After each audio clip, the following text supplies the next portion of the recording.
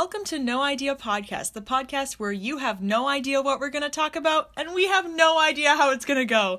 It's your host, Jenny, back at it, but guess what? I have a guest with us. It's my friend and roommate, so it's kind of a double whammy there. Her name is Hannah Penny. Isn't that the cutest name you've ever heard in your life? It's so cute! Say hi, go ahead. Hello. There she is. There's her voice. Now you know. We're doing a special podcast today because it's all about Q&A, because we asked on Instagram, right, Hannah? Yes, we did. Yes, we did. On the Instaham. I'm so sorry for all you Jewish folk out there. I'm just kidding. It's called Graham, not Ham. But we asked, hey, have any questions for us? And we decided to write them all down, and we're going to answer them for you guys. So I hope you're buckled up and ready, because we're so excited about this podcast. Also, tell them about the little mini segment. Go ahead, Hannah. Oh yeah, Jenny bought a tandem bicycle. That's right, 2 seats, 1 bike. And we have a little segment of us going on an adventure. Yes, so there's about a 2-minute mini segment in the middle of this podcast you're not going to want to miss. So that's like our hook. Like, you have to stay for that long. Heck at yeah, least. You do. Yeah, at least we have 22 questions here. At least stay for 11 of them, okay? But we're going to jump right into it. It's kind of going to be rapid fire. There will be some stories involved and some surprises along the way. Probably a few burps because we just ate. Oops. But question number 1. Thank you so much for the person who submitted this one because I thought it was excellent. If you could ride any animal into battle, what would it be? If it's a small animal, it becomes larger. What was your answer, Hannah? I said fox because, and I just remember this. Do you guys remember Narnia? The fox from Narnia? Ooh, do I? He, saved the day. I don't know. He was just great. Okay. And they're so quick and agile. I just feel like they would, if he was big enough for me to ride on, he would be great. Unstoppable. Unstoppable. Mine would be a squirrel, because those things are vicious in the size that they are. So I can't even imagine, a squirrel, larger. They just have such sharp claws, and they get so fat during the winter, and I leaned my tandem bicycle against a recycling bin the other day, and the squirrel popped out, and I nearly peed myself. Oh, it's so scary. So, what color? I feel like it was definitely a nice gray. Yeah. What color would the one you're riding be? Ooh. One of those fancy red ones. Really scare my enemy. Okay, question number 2. How do you cope with stress in a healthy way that doesn't let it overtake your entire day? Okay, I'll go first. Okay, how I talk about stress and cope with it. Let me think. I definitely think that talking with a friend is super helpful. Sometimes when you just get it off your chest, you can just breathe again. You're like, oh, it's not that big of a deal. It was way bigger in my head than it was actually in reality. And also, I either journal or I do something productive that's also mindless. So I'm like, okay, what's the first step of something that I need to get done today? And then I'll do that. Maybe it's like doing laundry or pulling weeds or something, but something mindless that I can just do that'll help me get what I need done. Yeah. Go ahead. I think, definitely talking to somebody. I definitely talk to my mom a lot when I'm stressed because she usually has solutions, and like you said, it gets me out of my head, and she grounds me and okay, what can you control, what can't you control? Oh, I love what moms. are you trying to control? Yes, my mom, love her. Shout out to Lauren. Love you. But also in the moment, if I feel panicky because I'm stressed, I'll definitely do breathing exercises and count my breath and hold my breath and breathe out. Hold my breath until I turn blue and pass out. It really takes away the stress. Yeah, so breathing exercises usually in the moment, but then talking to my mom. Yeah, good stuff. Question number 3. Gosh, I didn't number these. Okay, number 3. What are your plants? Did you just poop out your phone? We had a phone drop, people. Okay, number 3. What are your plants' names? So, we are proud parents of 5 beautiful plants. That's beautiful. We are so thankful to God for them, but we have 5 of them. Their names are Peter, James, John, Meryl Streep, and Julius. We also are parents of 3 fish. We are still Julius's parent, but unfortunately, Hannah entrusted me with the job of cleaning out the fish tank yesterday, and I forgot to put the 1 drop of chlorine that's very necessary in their tank, and I killed Julius. So now we are proud parents of 2 fish. R.I.P. Julius, R.I.P. R.I.P. Number 4. Oh my gosh. Okay, from now on, I'm not going to say the numbers of the questions. I'm so sorry. But we're just going to do next one, all right? What do you believe it takes to be successful in life? And what is your definition of success? Hannah, why don't you take this one? I only think it takes motivation because you need to want to get where you define success as. Yeah, and you can't make someone want something. Yeah, and perseverance because you have to, like, be able to get through the hard trials of getting where you want to go, and persevere through that. I also think that the definition of success just looks different for every single person, and I think that it won't come through acquiring things or becoming more powerful. I don't think that that'll be lasting in your life or feel fulfilling. So I think that okay, this is cheesy. I'm so sorry. Here's a lot of cheddar for you, but I think that if you place your worth in the Lord, you will find fulfillment and He will define success for you. It won't come through anything that you acquire or gain. Yeah. Boom. Next question. Favorite go-to coffee? Hannah is a coffee connoisseur, let me tell you. I would say connoisseur, more fanatic. Or maybe addict. Addict, definitely Oh, addict. yeah, she's definitely in an addiction group. Okay, go ahead. Bad. Wow, probably anything vanilla.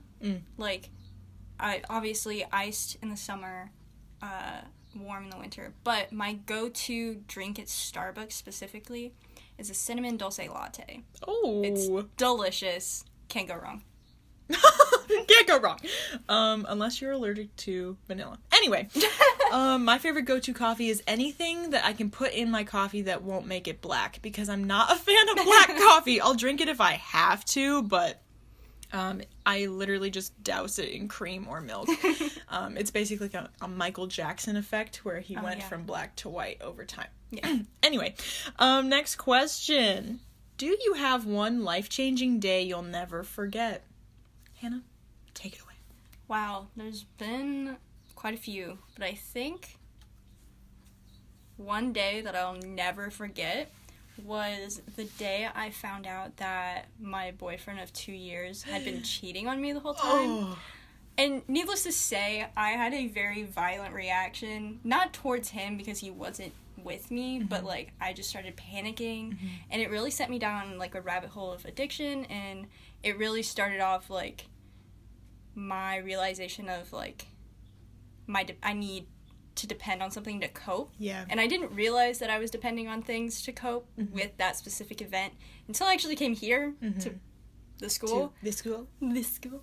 But yeah, I don't think I'll ever forget it. The ambulance had to be called, like, and there was these cute first responders. They were really cute. Oh my word.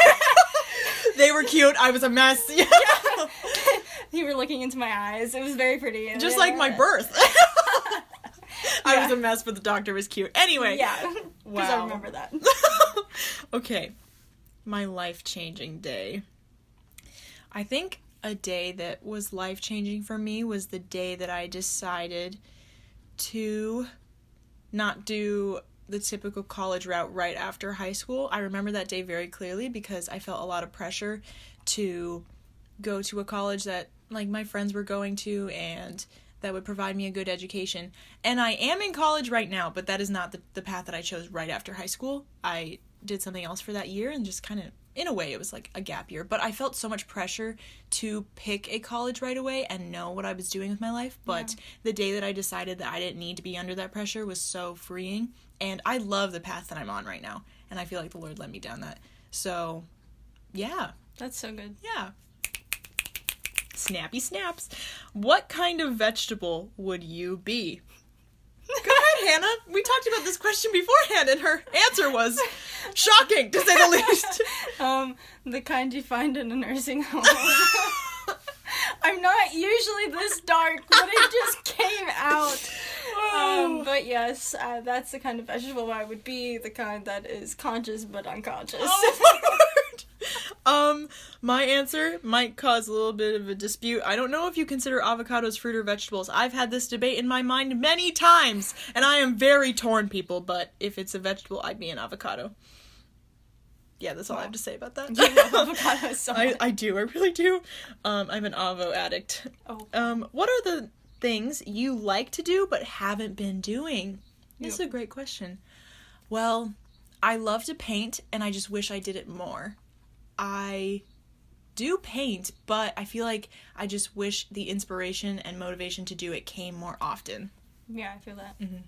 Yeah, definitely painting. Any kind of art form I love. Like, back in middle school, probably one of the darkest times of my life, I was so artistic, and I miss having that inspiration because I just had so many emotions and so much creativity. Not saying I want to be back in that dark place, but like, yeah, I just remember, like, I could draw, I could paint. I'm not going to sit here and say that it was good, but, like, I was drawing, painting, making some form of art every single day. Mostly because I had an art class every single day. Yeah. But I love art class. I miss art class so much. But, yeah, and that and reading. Mm-hmm. Yeah. Reading fiction is something I've always loved, but right now I'm a little too broke to buy certain fiction books that I want to buy. Yeah, she's been saying very often, I just need to buy one fantasy book. That's all I need. That's all I need to set me over. Yeah. Okay. Good answer. What is one place you've always wanted to go? Definitely. Okay, so I've been to Iceland, but I've only been in the Reykjavik airport. Oh, yeah. I couldn't leave because the weather was terrible and all I had was, like, a pullover sweater. Were you there on your birthday last year? Yes, I actually was there on my birthday alone in an airport. Woohoo, go She puts a candle in her coffee drink. She's like, happy birthday to me. Yeah, but another place that I've always wanted to go, one of my goals in life is to step foot on every continent. And so one of the places I've always wanted to go is Antarctica. To chill with the penguins? Chill with penguins. Chill with penguins. Why not? That's all you need to do. Yeah. So. My place would definitely be Greece. And I think it all started when I watched My Big Fat Greek Wedding. I think it's beautiful, and I love Greek accents and Greek food. Yes. That's all I need to say. Okay, favorite book of the Bible? Definitely Romans, because I can't even comprehend most of what's in that book, but I know it's good, so I just want to keep reading it, and it's just full of, like, juicy goodness. Yeah. And my favorite book of the Bible recently, I couldn't choose between 3, I'm so sorry, but Genesis, Acts, and James. I feel like James gives you the hard truth when you least want to hear it, and it's beautiful. I feel like Acts is so filled with just how much power the Lord has and how he wants to make his church on this earth. And also Genesis, I feel like, is just filled with stories that show his faithfulness throughout generations. So I love those 3 books. Next question, and almost to our mini segment, are cucumbers a fruit or vegetable? I'm not gonna lie, this was a weird question. I was a little surprised when it came in. I was like, is this a debate that I should be worried about? I think they're a vegetable. I think, in society's terms, yes, they are a vegetable, 100%. But, scientifically, they are a fruit. Why? Because that's what Google said. Okay. All right. I'm not gonna doubt you. I want to say it's because the seeds are on the inside. Oh. I think But what about strawberries? Strawberries are a type of berry, which berries technically, yes, are fruit, but they're not. They're a type of fruit. I am learning so many new things right now. All right. I remember my high school Hannah! Science class. I could impressive. be wrong. So, you made it, guys. I'm very proud of you. Thank you for sticking around this long. We're going to go into our mini segment now. Here we go. Yo, this is Jenny Livornia reporting live from the outside world. That's right, you might hear some nature sounds and wind blowing. That's because No Idea has gone outside today for this mini segment. I also have Hannah Penny here. Hello. And we are going to be riding our tandem bicycle. That's right, 2 seats, people. So we just want to narrate this experience for you guys and talk you through how a tandem bicycle works if you do not know. We are getting on the bike right now. We want to just prove that we're not just women of talk, but also women of action. Now we are pedaling. Here we go. Hannah, you've been on this bike quite a few times. What has your experience been like? Terrifying. Really? It's a lot of responsibility since I'm steering. But it's nice. I've discovered I'm very out of shape. Okay, so the thing is, a person in the back is basically the person who balances. And so I had to learn to be light on my feet, if you will. I really like being in the back instead of the front, just me personally. And then Hannah is basically steering. That's what the front person does. Hannah, 10 out of 10 recommendation or less than 10? What is the number? It's probably an 8. Ooh, 8. Yeah. Why do you say 8 and not 10? What is that docking 2 points?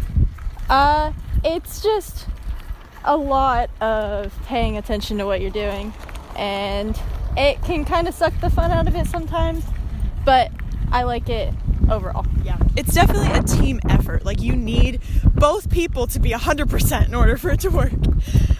Because if one's off, you will go a little wonky, let me tell you that. Oh, yes. But we just wanted to bring you guys out. Wow, nature noises, am I right? We just wanted to bring you guys outside for our tandem bicycle segment. This has been Jenny Livornia and Hannah Penny signing off. See you around. Let's resume our podcast. The next question is, what is a piece of advice that someone gave you a long time ago that you hold on to until this day? This wasn't a long time ago. It was definitely, like, within the past, like, year and a half that I've been here. But one of the staff members at our school, she is very passionate about speaking truth over lies. Not lies over truth. Truth over lies. There you go. Truth over lies. And that, like, a lot of our problems stem from us believing lies, either about ourselves, about God, about others. Yes. And so she was speaking one day, and she was like, I just encourage you guys to write down truths against lies that are reoccurring in your life. And that's something that I've done repeatedly. Like, I have multiple lists of, like, truths that I know, whether it's about, like, me being here or about how my friends feel about me, like, because I struggle with, like, one, thinking that my friends actually hate me secretly, and they just feel too ashamed to tell me. But no, that's a lie. So I wrote down the truth. No, my friends actually do care about me. They want to be there for me. I just have to invite them. And so, yeah, just speaking truth over lies has, like, changed my life, and I think about that every day. Good stuff. Yeah. Mine would probably be when someone told me, probably, like, how long ago was it? Probably in December. November. It was in November. No, it was December. I'm so sorry. It was December 9th, 2019. Someone told me that I'm not powerful enough to mess up God's plan for my life. So good. That is so good. When she said that, I think I, like, felt a weight just fall off my shoulders. And I was like, yeah, you're right. My decision making will not hinder the Lord from working in my life, and he already knows what I'm going to choose. It was so relieving, and I tell people that too when they're trying to make decisions that they don't know which path they're going to choose. Yeah. I think you're going to like this next question. How are you guys so cool? Thanks, friend. You know what? Water and sunshine. That helps me grow. Yes. Way I stay cool, or the way I am cool, is I keep a fan blowing on me at night. All the time. Yeah, I walk into the room and I'm like, it's freezing! What's the matter with you? Yeah, I run very hot, so, like, yeah, that's how I stay cool. Menopause, am I right? Okay, any conspiracy theories that interest you guys? Okay. Hannah literally didn't tell me what hers was. She just said it was about Chuck E. Cheese and left me with that, so I'm really curious. Go ahead. Okay, hear me out. So, there's this conspiracy theory that Chuck E. Cheese, when people leave part of their pizza on the table, they take it back and mush pieces of pizza together to make a whole pizza again. That is disgusting. There are pictures of pizzas, like, not lining up. Like, the lines where they're supposed to cut don't line up. Like, they're everywhere. Like, you can just look up Chuck E. Cheese pizza conspiracy. Is putrid. Yeah, okay, so they've spoken out and said, like, no, we don't do that. That's, like, obviously against, like, the law because it's so disgusting.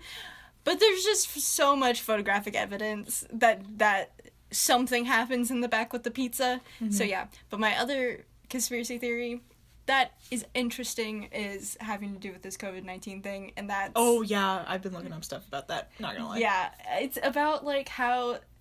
I don't believe that this virus is fake, 100%, it's real. But I do find the conspiracy theory that the government will continue to use the virus as, like, a way for us to control us. I find that super interesting, even after the fact that it may, like, we may have a cure, it may be, like, subsiding, but they're feeding us something else. Makes sense.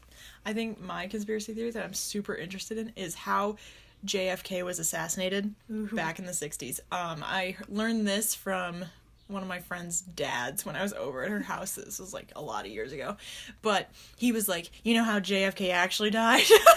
And they said, like, he just thinks that the vice president who became president after JFK was assassinated, which was Lyndon B. Johnson, he thinks that he was behind all of it. Ooh, and I think his reasons he gave me, I can't really get into all of it right now because it's very elaborate, but I think it's very interesting, and I could possibly believe that. Yeah, I've never heard of that until you told me. Until right now. Right now. But next question, which is a little bit more uplifting. If you were a Bible character, who would you be?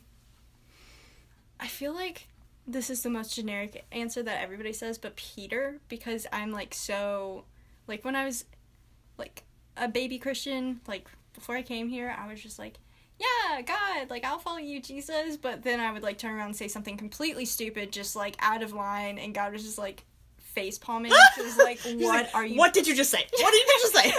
Or, like, what did you just do? And then, like, I came here, and, like, after Jesus left, Peter, like, kind of got his crap together, and he, like, you know, led the church. Not saying that I'm gonna lead churches, but just saying, like, now that I've been here, like, I definitely, like, have not everything in order, but I'm definitely more conscious and consistent with, like, how I act and what I say. Good stuff. That's not generic. I feel like a lot of people use the generic, like, oh, I have a lot of faith, so I walk on water, or something like that. I don't know. I feel like I've heard that often. Mine would probably be Mary Magdalene. Oh, yes. I think that... 7 demons. Yeah, I was thinking that. I was like, okay, well, I didn't have that. That's not part of my testimony, but she was delivered from a lot by Jesus, and she felt seen and heard by him when society did not see or hear her, and then she just lived her life running after him, and she, like, poured all of her, you know, it's funny, I don't know if I'm gonna phrase this right, I'm gonna try my best, but she had been a prostitute, correct? Yeah. So she used her perfume and her hair to get men's attention in the wrong way.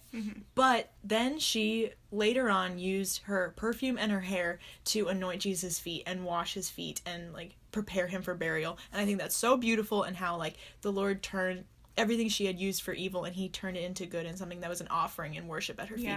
And I love that, and I feel like he has transformed me to do something like that in my life. That's so good. Yeah. I love Mary Magdalene. God, I love her so much. What would you do for a Klondike bar?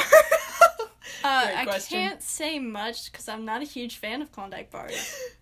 I know. It's just, like, they're messy. Ooh. They just, like, you can't eat it with a spoon, so you have to eat it with your hands, but then it gets all over your hands, and it's just, like, maybe I'm eating them wrong. Yeah, maybe you're eating them wrong. But not much. Maybe this goes in with the menopause thing, where you're always just really overheated, so it like, melts. Sits in your hand and melts. Yeah, it's probably your problem. Yeah, it's all me. Sounds like a personal problem to me. I think I would definitely jump off a waterfall. Wow. Yeah. I really like Klondike bars. How tall is the waterfall? Because we could do a little trickle waterfall. Oh, you're right. 50 feet. 50 feet. Okay, 100. Okay. Okay, you got me. Alright, next question. If you could have one superpower, what would it be? Mine would be invisibility. Think about it. You can get into anywhere for free. That's so true. I didn't think and really mess with people. You really could. I think either X-ray vision or flying, because I say or flying because I'm also afraid of heights, but flying would be cool because you wouldn't have to use your legs. True. But yeah, X-ray vision, because you just I'm a very cautious person, so if you had X-ray vision, you could see everything. Nothing is hidden. How is God working in your guys' lives during this quarantine? Great question. Thank you, Megan. Sorry about that. I know we were going to keep you anonymous, but you asked great questions, so thank you, Megan. Yes. In my life, I feel like this has been a great time where I'm not running off to plans every second. So, I feel like it's been good to, like, sit in my own thoughts and, like, catch myself and, like, wait, do I think that normally? And I feel like the Lord has pulled them out of me so that he can work on them. And I think it's also a great time to dream. I feel like I'm very excited for the future, and I don't know exactly what it holds, but I am excited that I can dream and plan and create goals for it. Yeah, that's so good. He's just been using this time as a time of working on kind of like my thoughts, and there's been certain things that I've been pushing off because it was just impossible to be able to do homework and like classes and process certain things. So I've been pushing these things off for probably like a year now because they were brought up, but I couldn't deal with them. But yeah, there's been certain things that he's been like pretty deep things that he's been processing with me and that I'm working through, and I've gotten so much progress done in the past like month than I have in the past year. Yay. And so this quarantine has been such a blessing in that department of just being able to actually go through these things. Amen. Yes. Oh, I love that. Question number almost done. Is water wet? I don't think water's wet. I think water makes things wet, but it itself is not wet. I think that I disagree with you. Go ahead, why? Water is wet, and I remember debating this in high school. Like, I remember That question became so popular. I remember debating this in high school, but, okay, so we have grass. Grass is green. It makes things green, but that doesn't take away from the fact that it is green. Water is wet. All right. Because it makes things wet. Okay. But the question is, are you wet in water? Yes. Yes. All right. There we go. No, there we go. That's the real question. That is. Okay, favorite city you've visited? Mine would probably be Jerusalem. So beautiful and so much history. Yes, I love Jerusalem so much. I remember walking around. It's very hot when I went. It's very hot. Very hot.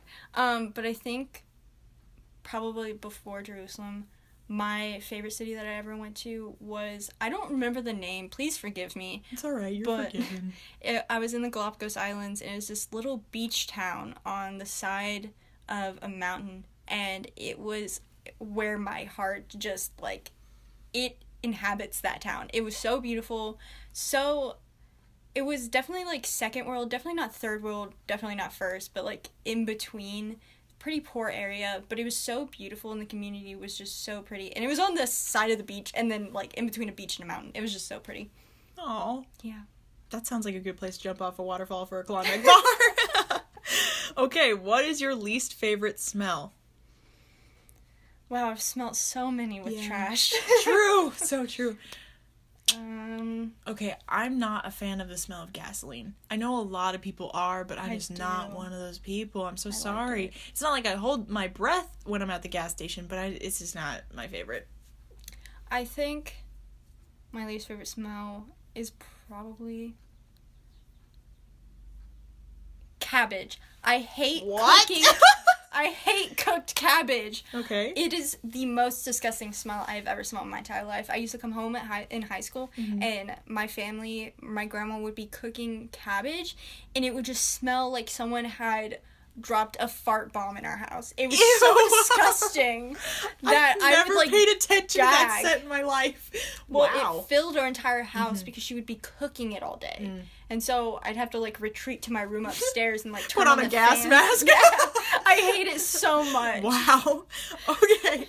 Thank you guys for hanging in there with us. This is the very last question, so I hope you're so excited because we're pumped about this one. What's something you've learned that has changed your life in the past year? Go ahead, speak in the mic. I think I've learned that, kind of like you after high school, I was pressured into, like, always having to know. Even my senior year of high school, everybody expected you to know what you were doing, where you were going. Yeah, that's terrible. We need to stop doing that in schools. Yeah, it's so bad. Like, it's okay to take a break and figure it out. It's okay to not know, and I think that's something that I've learned over the past year. Being here, I came here thinking I was going to complete the 4-year, and then I dropped my minor because I didn't actually want to do that. I just did that because that's what people expected of me, and now I'm like pursuing the 2-year, and it's just like my plans have completely changed, and that's okay. Yeah. And I still don't even know what I'm going to do after graduation, and that's fine. It's okay to just like get a random job and be like, I'm going to try this out for a little bit until I figure it out. Most of the pressure we feel is just put on by ourselves. So yeah. Yeah, so just it's okay to not know. Yeah. Everyone take that with you. Take that piece of advice and absorb it, please. Yes. It'll just save you a lot of worry and time. Mine would probably be that I've learned that the gifts that God has given you are probably hints into what he wants you to do in life. Yeah. And I felt like I just overthought his calling on my life so much, and I felt so much pressure from myself and sometimes other people that it had to be something super spiritual, or it needed to fit into a certain box, or I had to do one thing for the rest of my life, and that's just not how life works most of the time, and it's not true. And so that took off a lot of pressure that I'm like, oh, the things that I'm good at and that I love doing that like really fuel me and that help others is probably a hint into what God wants me to do. That's so good. Yeah, it was beautiful. That's all the questions we have. Woo! I've loved doing this. That's Maybe we'll so do another amazing. one sometime. Yes. Absorb these answers and ask us more questions if you want. You know where to find us. We're on the Instaham. I'm just kidding. Instagram, my bad. But this has been No Idea Podcast, signing off with Jenny and Hannah. See you around. See you next time.